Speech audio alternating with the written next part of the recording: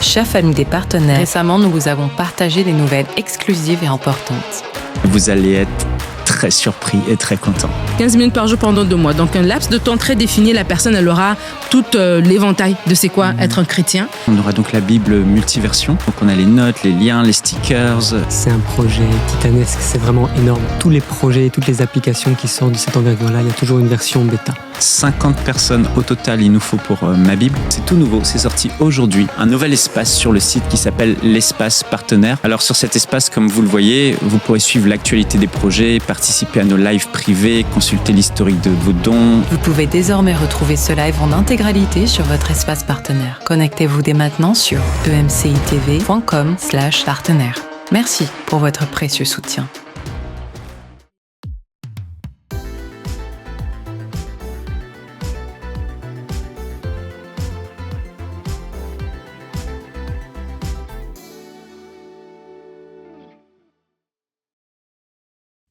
Bienvenue sur Teach, votre émission d'enseignement et de maturité spirituelle. Il m'est tardé un jour, je l'ai tellement promis, qu'un jour on pourrait se mettre à parler du combat spirituel. Pourquoi? Parce qu'on est disciples de Jésus-Christ et nous sommes en plein milieu des guerres de royaume. Nous ne sommes pas les seuls à être disciples de quelqu'un, il y a des disciples de quelqu'un d'autre. On est en guerre et tout bon chrétien, tout disciple de Jésus doit prendre conscience de la guerre dans laquelle nous nous sommes engagés. Et je voudrais donc à partir de cette semaine se mettre à parler de ces sujets aussi passionnants que le combat spirituel. Comment ça fonctionne? Par où on commence? Par où on va? Qu'est-ce qui se passe dans le monde spirituel? Je prendrai une tendance ici à vous expliquer, à nous expliquer à tous ensemble comment fonctionne la réalité spirituelle, quelles armes, contre qui on est en train de se battre, de quelle manière, existe-t-il des règles dans cette affaire? Aujourd'hui, on va commencer par le commencement. Définir d'abord, ça veut dire quoi? Le combat spirituel, parce que quelquefois on mélange tout. Il nous arrive de tellement mélanger. Je ne veux pas ici que vous puissiez penser à une chose pendant que je parle à une autre. Alors, let's teach. Grandissons ensemble.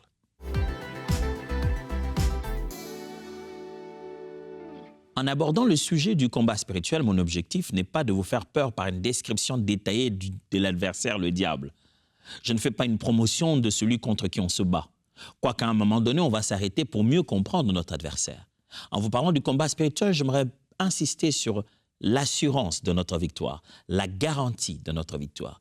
Mais l'objectif, c'est aussi de réduire ou de faire disparaître, s'il est possible, notre naïveté sur la guerre des royaumes et la guerre spirituelle. Pour que nous ne puissions pas juste croire que tout est amour, alléluia, gloire à Dieu, tout le monde dans beaucoup d'amour. Pendant qu'on aime, on n'est pas aimé. Pendant qu'on veut faire du bien, il y a des gens qui considèrent ça comme une faiblesse. Nous sommes en guerre et il est important en tant que chrétiens, on prenne conscience de cette guerre-là. Cette guerre des royaumes, ce n'est pas juste pour votre bonheur, votre manger, votre boire ou vos besoins matériels ou votre famille. C'est une guerre des royaumes. Et nous devons absolument comprendre de quoi il s'agit en réalité. Lorsqu'on parle du combat spirituel, on veut dire quoi? Allez, combat spirituel, est-ce que c'est vraiment un terme que vous trouvez littéralement comme ça, comme combat spirituel avec explication à côté? Il y a beaucoup d'allusions du combat dans la Bible. Paul, c'est vrai, utilise le mot combattre. Le bon combat, le combat de la foi, mais il ne met pas le mot combat avec spirituel. Mais après, vous vous rendez compte qu'il y a des armes que Dieu nous donne. Il en parle dans Éphésiens. Et il dit que nous n'avons pas à combattre contre la chair et le sang.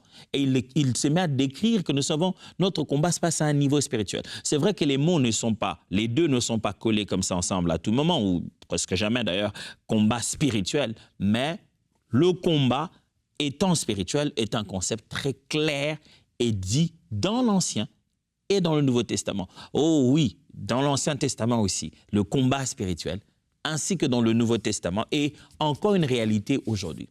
Devons-nous parler du combat spirituel ou devons-nous juste parler de la victoire que nous avons en Jésus?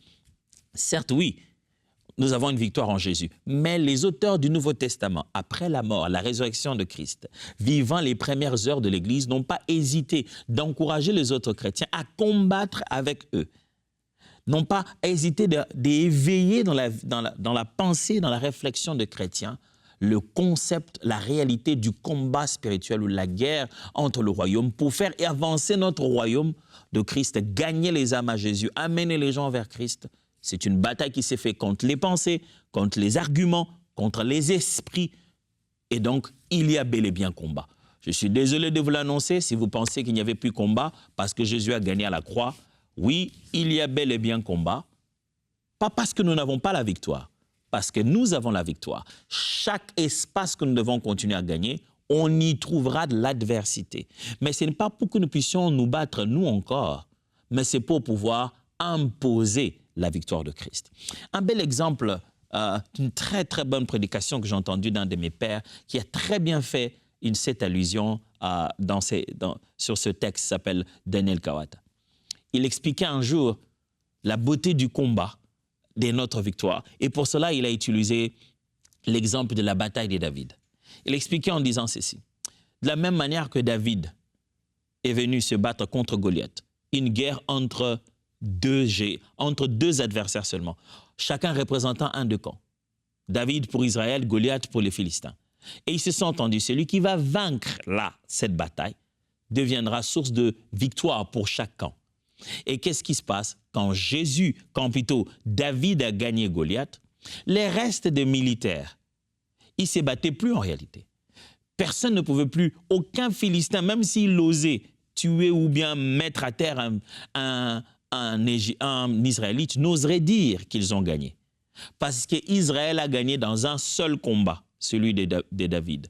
Et parce que Goliath est tombé, les Philistins, ils ne se posent plus la question, sommes-nous plus nombreux que eux? Avons-nous plus d'armes que eux? Non. Dès que Goliath tombe, la Bible dit le peuple d'Israël s'est mis à le poursuivre. Et ils le poursuivent jusqu'à gagner la bataille. Ceux qui se battent là dans leur guerre entre Philistins et Israélites, ils ne se battent plus. Le Philistin qui tente de résister, il lui rappellera, hé, ce n'est plus notre combat. Nous avons déjà gagné. David a déjà gagné. Toi, tu dois te soumettre. Et c'est un peu ça la réalité, mes frères. Je serai en train de vous parler du combat spirituel en vous rappelant. Notre David a déjà gagné l'ère, soi-disant Goliath. Celui qu'on pensait être qu'un jeune homme de 33 ans dans les rues de Jérusalem était venu pour écraser le serpent ancien. Jésus a gagné à la croix de Golgotha pour que nous pérennisions cette victoire. Donc il y a combat, mais il y a surtout victoire garantie et assurée que nous devons de plus en plus installer à chaque endroit où les ténèbres se trouvent afin que la lumière vienne. Mais voici ce qu'on doit apprendre. Qu'est-ce que le combat spirituel? Un conflit entre deux royaumes. Je l'ai presque dit plusieurs fois ici. Un conflit entre deux royaumes. Le conflit il a commencé où? L'histoire est longue. Genèse en parle une partie, Apocalypse l'explique mieux. Mais lisons Colossiens chapitre 1, versets 12 à 14. Colossiens 1, 12 à 14. Rendez grâce au Père qui vous a rendu capable d'avoir part à l'héritage des saints dans la lumière, qui nous a délivrés de la puissance des ténèbres et nous a transportés dans le royaume du Fils de son amour, en qui nous avons la rédemption, la rémission de péchés. Paul explique aux Colossiens, il leur dit, rendez grâce à Dieu, voilà, qui nous a fait part à l'héritage de saints, ainsi de suite. Et il est en train d'expliquer ce que Dieu a fait pour nous. Il a dit, Dieu a fait ceci, il nous a délivrés. Parce que des fois qu'on veut toucher la question de la délivrance, on y arrivera un jour aussi, on ne doit jamais oublier que nous, tous les chrétiens ont été délivrés au point de départ. Il y a une délivrance qui est la base même de notre salut. Nous avons été délivrés de la puissance des ténèbres. C'est-à-dire, Paul dit, notre salut, le fait que nous avons obtenu rédemption et rémission de nos péchés, en fait, cet acte-là, ces deux actes-là, sont en réalité une délivrance du monde des ténèbres. Il nous a délivrés des puissances des ténèbres, voici les termes, délivrés des puissances des ténèbres, et nous a transportés dans un royaume. Vous voyez? Il nous a transportés dans le royaume du Fils de son amour. S'il avait dit, nous délivrera et nous transportera, donc ce sont des choses qui n'ont pas encore eu lieu. Non, mais Paul dit déjà, là, au passé composé, nous a délivrés et nous a transportés. Il y a eu et délivrance et transport. Il nous a sauvés des puissances des ténèbres en pardonnant nos péchés, curieusement, et en nous rachetant, payant le prix que nous devons à notre bourreau. Il a payé cela. le prix de la colère du Père, quitter la force de l'ennemi, le pouvoir du péché, en le clouant à la croix. Par ça, il nous a délivrés du royaume des ténèbres et il nous a donc pris, transportés jusqu'à, boum, au royaume du Fils de son amour. Pendant que nous sommes là, nous sommes à l'intérieur d'un autre royaume, mes frères. Le jour où vous avez quitté le monde et abandonné le péché, même si vous habitiez même adresse, même si vous dormez sur le même lit, vous n'êtes plus dans un même royaume. Vous dormez ensemble sur un même lit, deux amis. Le jour où vous vous êtes convertis, vous donnez votre vie au Seigneur, le même soir, vous revenez pour dormir au même endroit. Vous n'êtes plus dans le même royaume. Il est encore sous la puissance des ténèbres, mais vous avez été transportés. Vous dormez sur un même lit, mais pas avec les mêmes protections, pas avec la même assurance. Vous n'êtes pas couverts de la même manière. Oh, gloire au Seigneur Jésus pour l'œuvre de la croix. Matthieu chapitre 12, verset 28. Mais si c'est par l'Esprit de Dieu que je chasse les démons, le royaume de Dieu est donc venu vers vous. C'est Jésus lui-même qui parle. Il dit, vous êtes en train de dire que je fais ça, je chasse les démons par Belzébul. Et vos enfants, vos fils, par qui ils les font? Si c'est vraiment par la puissance de Dieu que je fais ceci, sachez-les bien que le royaume de Dieu, il parle d'un royaume, il dit un royaume de Dieu qui est venu vers vous. La royauté de Dieu, le royaume, le règne de Dieu s'approche vers vous. Il leur dit, vous êtes en plein milieu d'un combat ici. Je ne suis pas en train de feindre en étant de l'ennemi et en train de chasser quelques démons. Non, il y a guerre de royaume. Si c'est que je le fais par la puissance de l'Esprit de Dieu. Sachez bien qu'il y a guerre de royaume. Et Dieu est en train de révéler son règne vers vous. C'est un signe que Dieu est venu vous visiter en fait. Frères et sœurs, il y a deux royaumes. Il y a le royaume où se trouvent les puissances des ténèbres. Et il y a le royaume du Fils de son amour. Et ces deux royaumes ne s'entendent pas. Pourquoi? Parce que l'un veut notre bonheur et l'autre veut notre malheur. De quel royaume appartenez-vous? Le problème, c'est que ceux qui sont sujets de l'autre royaume ne le sont pas de leur propre gré. Ils ne sont même pas conscients. Ils disent même tout haut que le roi, le prince là n'existe pas. Or, il existe. Et ils sont sous sa coupe. Et il prend plaisir à les gérer comme ça jusqu'ici. Pourtant, nous savons que les princes de ce royaume existent. Et mais nous connaissons que nous appartenons à notre propre roi, le roi de rois. Qu'est-ce que le combat spirituel? Le combat spirituel est un conflit des royaumes. Ce n'est pas toi. Oh non, mais pourquoi dans notre famille le combat ne s'arrête pas? Pourquoi on n'a que des combats dans notre famille? Le combat n'est pas au niveau de votre famille. Le combat est au niveau des royaumes. Pourquoi on a tous ces problèmes dans notre famille, dans mon foyer? Pourquoi on a tout le temps des problèmes? Le problème, ce n'est pas ta famille, ton foyer, ton église ou ta santé. Le combat est une affaire des royaumes. Il est plus vieux que toi. Le combat est une affaire des camps. Tu es dans un camp qui ne s'entend pas avec l'autre camp. Et le camp perdant est très énervé parce qu'il sait qu'ils sont perdants pour toujours. Alors, tant qu'ils peuvent faire un peu de mal, ils vont maximiser le moyen de le faire. Mais nous sommes plus que vainqueurs par celui qui nous a aimés. Il y a conflit de royaume. Il n'y a pas conflit entre toi et des sorciers du quartier ou des sorciers du village. Non, c'est plus que ça. C'est une guerre de royaume. Il n'y a pas conflit juste entre toi et le voisin qui dit que tu déranges pendant que toi-même tu sais que tu pries à mi-voix. Mais chaque matin, il vient s'énerver en disant « Mais tu m'as dérangé toute la nuit. » Ce n'est pas une question d'espace et de tapage sonore. Non, c'est une affaire de royaume. Nous ne sommes pas dans le même royaume. Et gloire soit rendue à Dieu du fait que nous sommes dans le camp de vainqueurs. Le royaume qui ne perd jamais. Le royaume de la grande conquête. Le royaume du Fils de son amour. Deuxième chose à savoir sur le combat spirituel, c'est que c'est une lutte, non contre la chair, mais contre les puissances spirituelles. Il y a une lutte, on se bat, mais ce n'est pas contre la chair. Plus on avance, plus vous allez vous rendre compte que je devrais nuancer ça. Ce n'est pas contre la chair seulement. Et d'ailleurs, même quand Paul en parle, il ne nie pas dans son langage qu'il y ait une guerre physique. Il y a une dimension physique, il y a une dimension humaine. Mais elle dit, nous n'avons pas à combattre que contre la chair, en fait, en réalité, mais aussi contre autre chose. Ce qu'on appelle le combat spirituel est une lutte, non pas contre la chair, ce n'est pas pour aller taper les gens, même si les êtres humains sont le contact aussi par lequel se fait cette guerre, mais c'est contre des puissances spirituelles. L'un des versets qui m'a fait aimer la version Parole vivante, c'est celui-ci. Éphésiens chapitre 6, verset 12. Éphésiens chapitre 6, verset 12. Car ce n'est pas seulement de notre combat à nous qu'il s'agit. Nous n'avons pas à lutter uniquement contre notre nature terrestre, ni contre des simples ennemis mortels. Mais contre les puissances occultes. Vous avez entendu le mot puissance occulte, c'est dans la Bible. Hein? Contre des puissances occultes, contre une organisation spirituelle satanique. Vous avez entendu ça? Organisation spirituelle satanique, OSS. Si c'était un organisme, ça s'appellerait comme ça, non? Avec les initiales. Il existe organisation spirituelle satanique contre les dictateurs invisibles. Hein?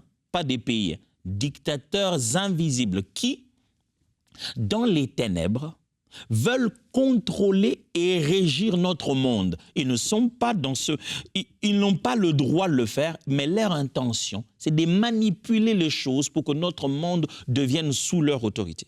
Waouh! Contre la légion des esprits démoniaques, pas 2 ou 3, la légion des esprits démoniaques dans les sphères surnaturelles. Véritable agent du quartier général du mal. Oh là là là là. Oh, cette traduction m'a fait du bien le jour où je l'ai lu. Wow, le langage est tellement clair. C'est tellement bien. Vous savez, quand vous lisez, je sais, dans Louis II, on dit nous n'avons pas lutter contre la chair et le sang, mais contre les puissances, les autorités, les dominations. Des fois, vous ne comprenez pas bien ces mots qui sont là, dominio, archéo. Il faut qu'on vous explique. Les archés, les domines, qu'est-ce que ça veut dire en grec pour vous parler des rangs d'autorité spirituelle? Et j'aime cette version Parole vivante parce qu'il clarifie ça très bien. Vous voyez, on se bat contre quoi? On se bat contre qui? Notre guerre est spirituelle. On se bat contre des puissances occultes, une organisation spirituelle satanique, des dictateurs invisibles, les légions des esprits démoniaques dans les sphères surnaturelles. Véritable, le sphère naturelle, les sphères naturelles sont considérées comme véritables agents. Les légions là sont véritables agents du quartier général du mal. Donc, il existe un quartier général. Ils ont aussi leur royaume et ils ont aussi leurs agents. Quand vous vous considérez, vous, comme agent du royaume de Jésus pour gagner les âmes, il y a aussi des agents du quartier du mal pour détruire les vies des gens. 2 Corinthiens chapitre 10, versets 3 à 4. Je l'ai pris encore dans la version Parole vivante et vous allez aimer, vous allez voir. Sans doute, nous sommes sur la terre. Nos vies ressemblent à celles de tous les hommes. Mais nous ne luttons pas à la manière du monde. Et notre combat est différent du leur. Nos armes de guerre ne sont pas simplement humaines. Elles tiennent leur puissance de Dieu. Il les rend capables de détruire les bastions dans lesquels les hommes se barricadent contre lui. Louis II le dit simplement en ces termes en disant nous avons pas, nos armes ne sont pas physiques, elles viennent de Dieu, puissantes, capables pour renverser les forteresses. Paul est en train de parler dans un contexte où il dit Dieu nous a spirituellement suffisamment équipés pour qu'à travers la prédication de l'évangile, on soit capable de détruire les raisonnements sophistiqués dans lesquels les hommes sont allés se cacher pour s'empêcher de croire à Dieu. On a sophistiqué les choses, on a systématisé, on s'est caché derrière les noms de sciences et des philosophies et des raisonnements pour pouvoir juste s'éloigner de Dieu. Mais l'évangile est suffisamment puissant pour pouvoir traverser ces barrières-là et ramener toute pensée captive à l'obéissance de Christ. Mes amis, le combat spirituel, c'est une lutte non pas de la chair, mais de l'esprit. Et vous avez une petite idée de qu'est-ce qui se passe spirituellement, contre qui? Qu'est-ce qu'il y a comme organisation de l'autre côté, dans l'autre camp? Troisièmement, le combat spirituel est une résistance active contre le plan du diable. J'aimerais que vous puissiez voir le combat spirituel beaucoup plus grand que la situation que vous avez vous-même seulement. Quand vous voyez le combat dans sa grandeur, vous vous battez mieux. Vous arrêtez de cogner à un endroit qui n'amènera aucune victoire. Quand vous avez l'œil de Dieu sur le combat spirituel, vous comprendrez que ça semble être ennuyant de tourner autour de Jéricho. Or, c'est ça la véritable victoire. Vous êtes surexcité à trouver, je vais trouver un adversaire, on va se battre. Non, Dieu dit, il n'y a pas à se battre, tourne. Et puis poussez les cris à la fin. Quand vous voyez le combat dans sa grandeur, dans l'angle de Dieu, vous devenez efficace. Et votre vie cesse d'être une vie où vous êtes stressé. Vous devenez efficace, capable de donner des ordres clairs, d'apporter la victoire, de reconnaître les attaques de l'ennemi et de devenir maître de la place après avoir gagné votre victoire. Vous gagnez une victoire qui demeure, pour laquelle vous commencez à avoir peur. On a gagné, oui, vraiment, le Seigneur a fait des choses. C'était après beaucoup de veillées, des jeûnes et des prières. Maintenant, il faut que je travaille pour pouvoir protéger ça. Ouf. Sachez-le que le combat spirituel est une résistance active contre le plan. J'ai mis ça au singulier. Le plan du diable. Le diable a un grand plan. Et ça, ce n'est pas un plan juste sur toi en tant qu'individu. C'est un plan de royaume. De royaume en royaume. C'est stratégie de guerre entre les royaumes. Et ce qu'on appelle le combat spirituel, c'est notre capacité, c'est ce cadre spirituel dans lequel nous, chrétiens, nous résistons pour empêcher au diable d'atteindre ses desseins sur la terre et d'atteindre ses desseins sur l'Église, d'atteindre ses desseins sur les hommes et les femmes que Dieu veut sauver, sur la création divine. Jacques chapitre 4, verset 7. Soumettez-vous donc à Dieu, résistez au diable et il fera loin de vous. Il est prévu de résister au diable. Mais comment? Tout commence par se soumettre à Dieu. Enfant de Dieu, il est prévu. Et c'est un ordre, c'est l'impératif. Jacques le dit, résistez au diable et il fera loin de vous. 1 Pierre chapitre 5, versets 8 à 9. Ne vous laissez pas distraire, soyez vigilants. Votre adversaire, le diable, rôde autour de vous comme un lion rugissant.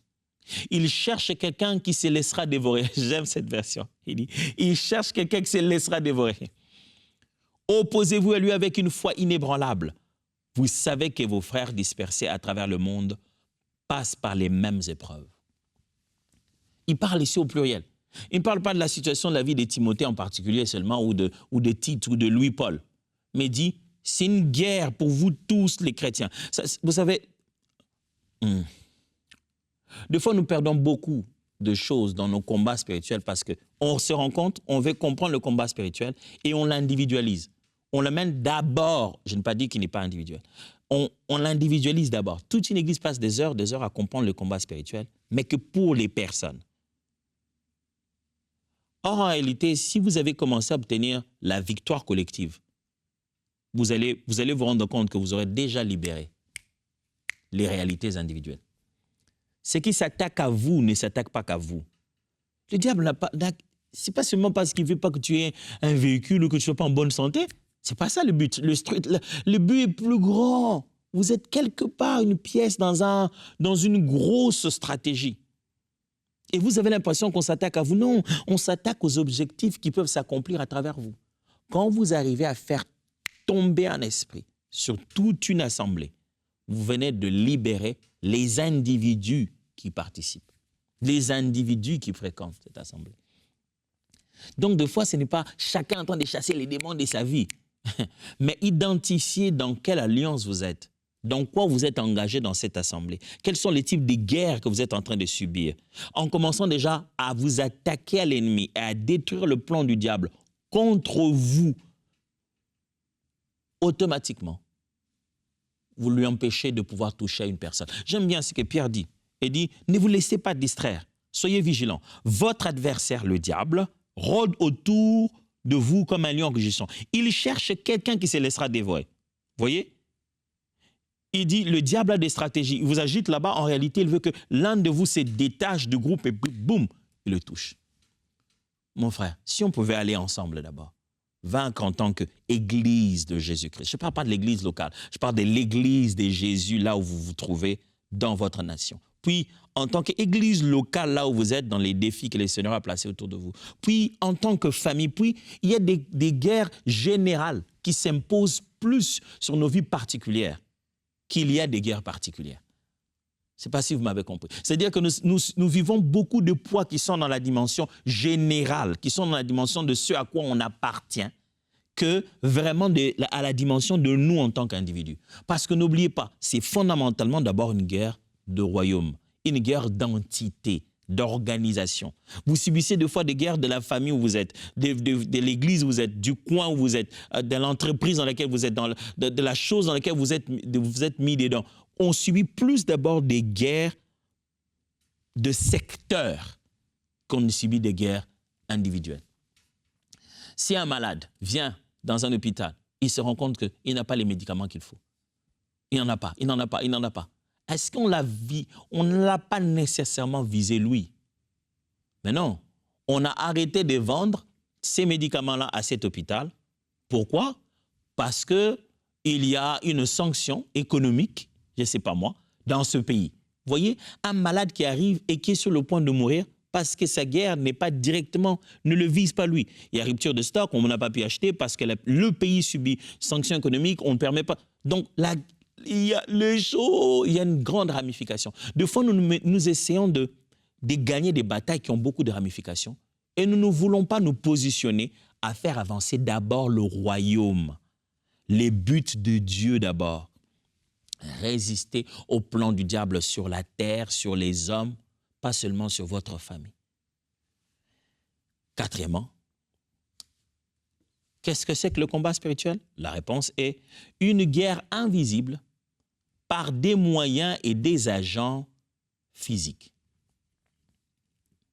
Je vais expliquer ce texte, je vais le lire après, je vais prier juste pour clôturer. Il s'agit des Actes des Apôtres, chapitre 16, versets 16 à 21. Je vais les lire tout à l'heure. Actes 16, 16 à 21. Ici, c'est Paul. Ils sont en train de se rendre avec Luc, bien sûr, avec les autres. Ils sont en train de prier, ils vont dans une rencontre de prière. Et il y avait tout le temps cette femme qui avait un esprit démoniaque, un esprit de python, comme on l'a dit, et qui tout le temps était en train de dire aux gens, comme donnant des messages, que voilà, ces gens sont des serviteurs de Dieu qui sont venus vous prêcher le salut. Tout le jour, quand il passait là-bas, ça agaçait Paul. Paul savait que ce n'est pas l'esprit de Dieu qui parle. Mais si elle parle de nous, elle se crédibilise à travers nous. Ce jour-là, Paul est énervé. Il se tourne, il chasse cet esprit. L'esprit s'en va, cette femme est délivrée. Mais ces maîtres qui savaient que la femme avait des pouvoirs surnaturels liés à cet esprit sont énervés. Et vous savez ce qu'ils font? Ils attrapent Paul et ils l'amènent se faire, il est battu. Il y a eu une guerre spirituelle d'un esprit mauvais dans une femme et il était sorti. Mais derrière cet esprit mauvais qu'il y avait dans la vie de cette femme, les gens se faisaient de l'argent. Les gens avaient besoin des billets des banques par l'exercice d'un esprit. Et donc, quand vous vous attaquez à un esprit dans un coin, vous pouvez appauvrir des riches. Vous pensez que vous avez juste prié au nom de Jésus, mais vous pouvez détruire des affaires des gens parce que c'est sa vie derrière ces esprits. Et les conséquences seront quoi? Elles seront bien sûr physiques. Les attaques qui ont eu lieu étaient physiques. On a attrapé Paul et ses amis, on les a frappés physiquement, on les a menés devant un vrai tribunal des êtres humains. Ce n'est pas parce que chaque fois quelqu'un est devant un tribunal que la raison était physique. Quelle est la raison qu'ils disent? Ils disent ils sont en train de trouver l'ordre, voilà. Ils ne sont pas en train de trouver l'ordre. Ils ont détruit, ils ont gagné un combat spirituel et il y a des conséquences physiques. Ce qu'on appelle un combat spirituel, c'est une guerre invisible, mais par des moyens physiques et des agents physiques. Quelqu'un veut faire un mal, on continuera à découvrir cela. Quelqu'un veut faire un mal, il crée un artefact, il dépose à cet endroit et il crée un ensorcellement. Quelque chose de physique, mais qui est un agent pour un combat spirituel. On va revenir sur ça et vous verrez les preuves bibliques. Alors je vais lire les textes. Actes 16, 16 à 21.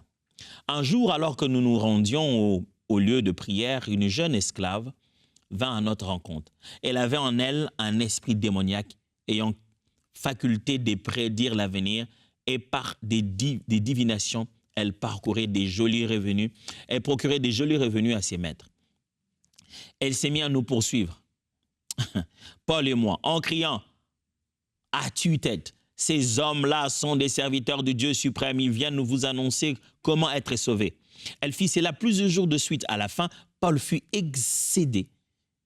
Il se retourna et s'adressant directement au mauvais esprit, il dit « Je t'ordonne au nom de Jésus-Christ de sortir de cette fille. » À l'instant même, il la quitta, de sorte qu'elle perdit son don de divination. Lorsque les maîtres de la jeune esclave aperçurent que les espoirs des gains s'étaient évanouis, ils se saisirent de Paul et de Silas et les traînèrent sur la grande place de la ville devant les magistrats romains. Puis, ils les conduisirent devant le gouverneur militaire et portèrent plainte contre eux en ces termes. Voilà des Juifs qui jettent le trouble dans notre ville. Ce sont des agitateurs dangereux.